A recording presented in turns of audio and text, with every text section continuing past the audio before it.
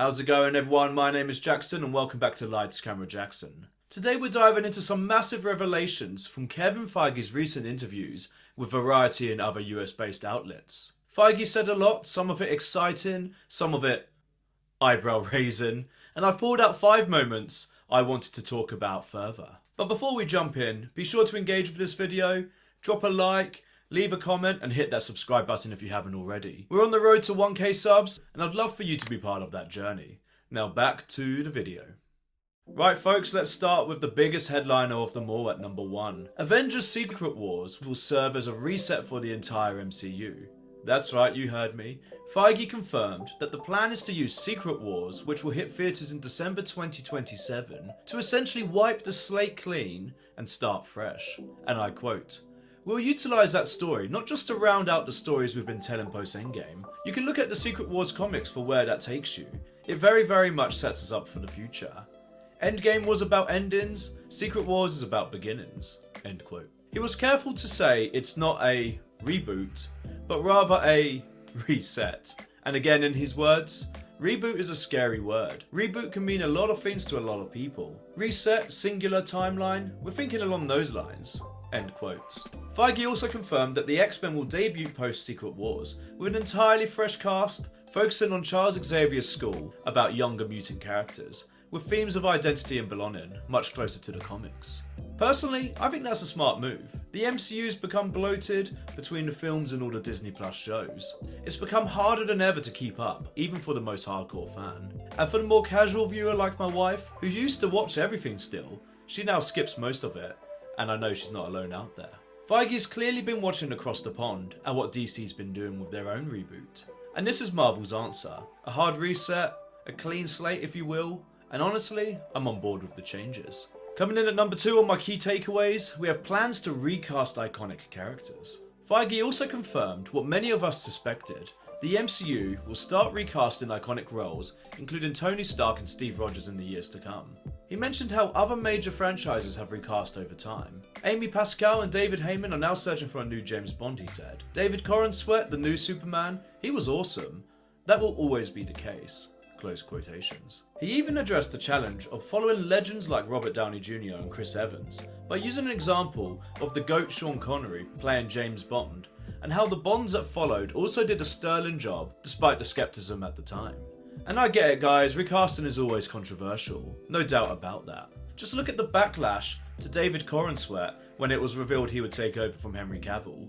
Or even more recently, poor Papa Asedu, who was cast as Professor Snape in the Harry Potter series. But this is just how Hollywood works now. The IP machine doesn't stop, and fresh actors are always necessary to keep their cash cows going. And unfortunately guys, the MCU isn't immune to this.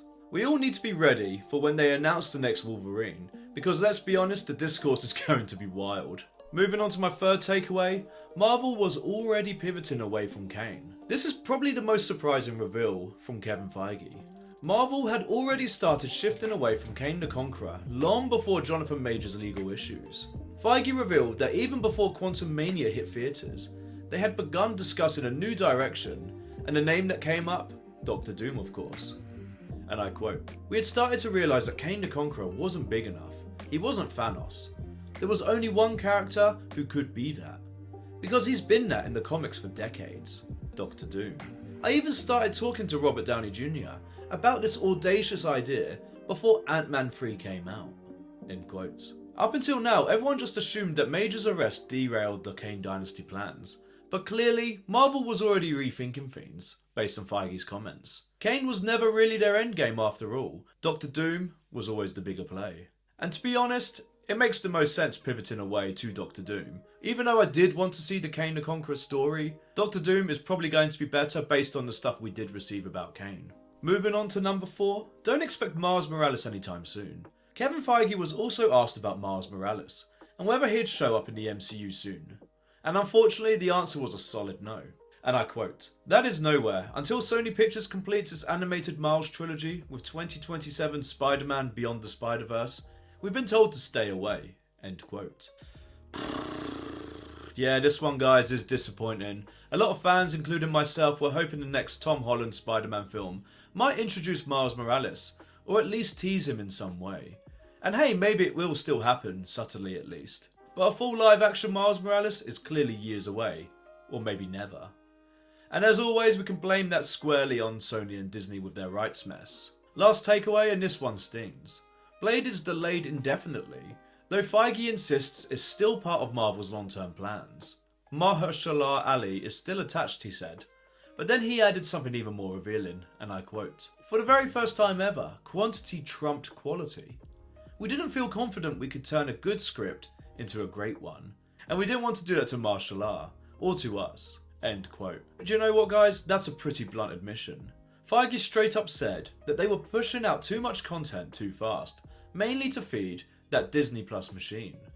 And now they're pulling back and only moving forward with projects that they deem insanely great. Which is of course ironic based on what they've released in the last few years. As someone who grew up watching the original Blade movies way too young, and loving every second of them, this is a massive disappointment. But I'd rather they wait to release the right Blade movie than settle for something half-baked. Still, if the reset's coming and the X-Men are taking centre stage, post Secret Wars, I'm not convinced we'll ever see a live-action Blade movie again. And that's it for today's video, my top 5 takeaways from Kevin Feige's latest interview. Now it's your turn to let me know which announcement stood out most to you. Are you excited about the reset?